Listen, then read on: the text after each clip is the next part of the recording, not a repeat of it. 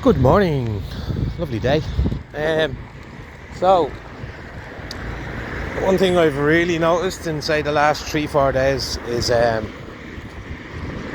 establishment itself is like showing their true colours, you know? Like, yeah, they could be forward with most things, but they're really showing how much or how many of them are like true and real narcissists. This two people in particular, Ruth Coppinger from People Before Profit, and that Lucy Powell in England. I'll talk about her now in a minute, but yeah, the Ruth Coppinger one. You've seen the little video I uploaded there. I just grabbed it off someone else's thing and screen recorded it. Could have done a better version of it, clearer version, but I was out and about at the time, and I thought, oh, I better get this up. Like, people need to see this before like they try scrap it from the internet altogether. But you know, there's that many people talking about it now, they'll never get rid of it. We all have it saved somewhere. Listen, I ain't a fan of... There isn't many mainstream media people that I would agree with, per se, you know. Now, the Gript in particular, right? I like Ben Scanlon and I like Fatima.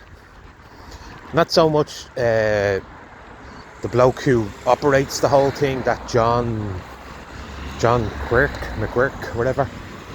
Yeah, that chap's like a open Zionist. And you'll see when events happen over here, like assemblies and all, he drops the far right line and all things like this, you know.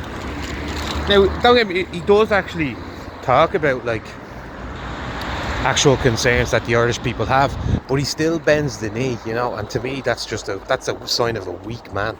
That's a beta male. That's what that is.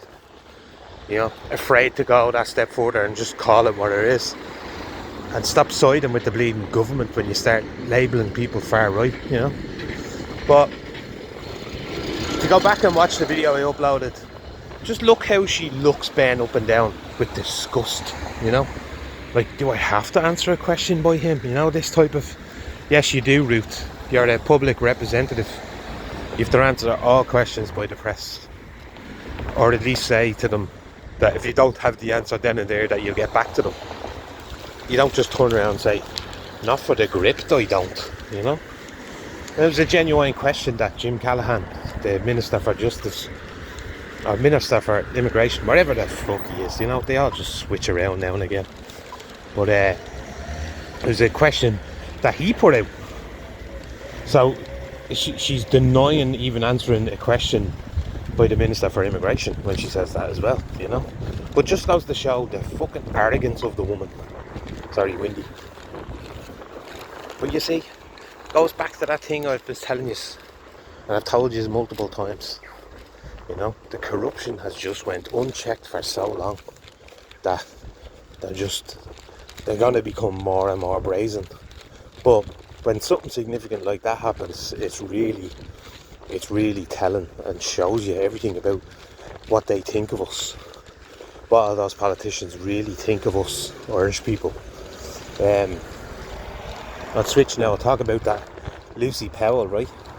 So Lucy Powell, she's the Speaker of the House of Commons in England. Correct me if I'm wrong in the comments, but that's what I've read so far. Under what's his name? Two-tier Keir, right? Under him, same party. But she was asked, one of the lads asked, or one of the other party members asked them about these grooming gangs, and she goes, "Oh, back to this old dog whistle, is it?" So you see that she just called the grooming gangs a dog whistle. You know, corruption left unchecked for so long, you'll start seeing more and more behaviour like that. Whereas they'd rather just ignore it, and you know, they're just saying the first thing that comes into their head. Fancy calling a question about the grooming gangs a fucking dog whistle. Like, do you know what I mean? But like I said, the longer this all goes on, you're gonna see the mask slip more and more and more. What the boiling point is, God, I don't know. Because for the last 5 years, at least for the last 5 years with myself, I want to see the mask drop. You know, I want that veil lifted, because it's the only way we can move past all this, or at least weed out the corruption in government. You know, it's the only way we're going to do it is if people call it out more, talk about it more, share it everywhere, share your experience of all these things. Because the amount of replies I get in posts that I put up, and it's people's personal testimonies, emails that I get with people's personal testimonies, and it's just, you think the world is bad, you don't even know the bleeding half of it, you know. And I'll go back to that thing as well, how, you know, there's only certain members of the family that I can openly talk like this. I can talk with all of yous like this, but there's only certain members of the family that I can talk like this, because the other ones just shut down, you know? They just shut down. And you might as well say that they're just like the government officials in a way, because when the hard questions come up, like reality comes up, they'd rather just ignore it, or say something really hurtful to you, so in order to make you shut up, you know. Like I was watching Niall McConnell there last night, and he said, you know, when these people, even said, like, when your family members come up or your friends come up to you and you talk about it and they call you a racist, say, and what's your point? You know, push through with it, forward through it. Like, deep down I know the racism thing, the racism word, racist this, racist that, it's just another way to shut down conversation.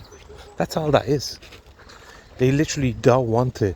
There's something that's been buried deep in their mind, that if they say racist or far right or bigot, that's meant to shut you up. Never let it shut you up. Keep standing in your truth and keep speaking up.